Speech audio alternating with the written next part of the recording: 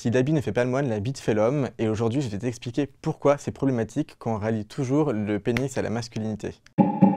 Aujourd'hui, la taille du pénis, c'est un petit peu une unité de mesure qui va définir en fait le plaisir ou en tout cas la dignité qu'un homme pourrait avoir. Par exemple, quand on veut déprécier la valeur de la masculinité d'un mec, on va dire que c'est une petite bite, c'est une insulte. Alors que dans d'autres civilisations, notamment dans la culture grecque, il y a très longtemps, petite bite, c'était tout l'inverse, c'était en fait un synonyme de prospérité et en fait ça portait chance aux hommes qui avaient une petite queue. Quand on a un pénis, on n'est jamais content de sa taille, de ce qu'on appelle la dysmorphophobie génitale. C'est l'obsession qu'on a de trouver des défauts à une partie de son corps, en l'occurrence ici c'est le pénis. On attend toujours en fait qu'un pénis soit bien droit, assez élégant et bien comme il faut au niveau du calotage et du gland. On nous apprend en fait à nous comparer en permanence et c'est vrai qu'il y a ce qu'on appelle le syndrome du vestiaire où en fait apparemment les hommes ne cesseraient de regarder le pénis de leur copain à côté pour savoir en fait s'ils n'ont pas le plus gros ou le plus petit pour pas justement être l'objet de curiosité ou en fait l'objet de moquerie. Si on cherche des définitions, on va se rendre compte que la virilité ça correspond à la puissance sexuelle chez un homme, aux attributs physiques et sexuels chez l'homme et en fait à chaque fois la virilité va rattacher l'homme à son pénis. C'est pareil pour l'impuissance.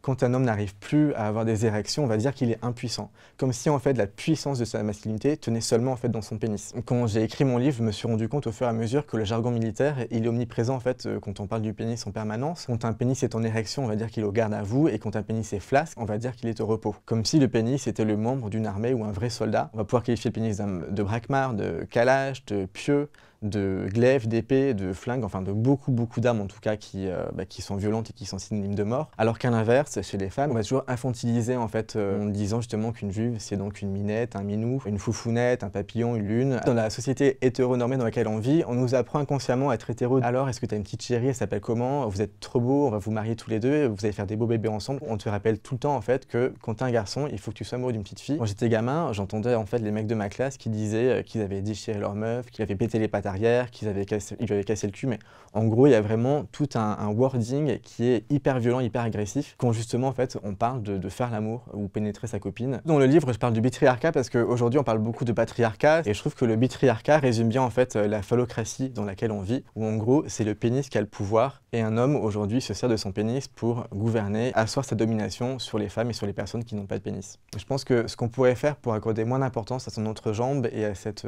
pression constamment qu'on a autour donc, du pénis et de la pénétration, c'est en fait, ce serait d'arrêter d'en parler en permanence. On fait tellement de blagues sur le pénis, on y fait toujours référence, qu'au final on ne sait rien de lui, on parle souvent de micro-pénis alors qu'on ne sait pas ce que c'est, on parle toujours en fait de mecs qui seraient précoces alors qu'au final on ne sait pas ce que c'est. Si du coup des jeunes garçons aujourd'hui me demanderaient des conseils pour être mieux dans leur peau, je leur dirais qu'ils en parlent autour d'eux, notamment leurs parents, parce que quand on est mal dans sa peau, on a l'impression en fait d'avoir honte, en tout cas des personnes de notre entourage, parce qu'au final le problème n'est pas nous, mais le problème c'est le regard des autres dans la société qui fait justement qu'on nous met en marge, on nous fait sentir en décalage par rapport à ce qu'on est.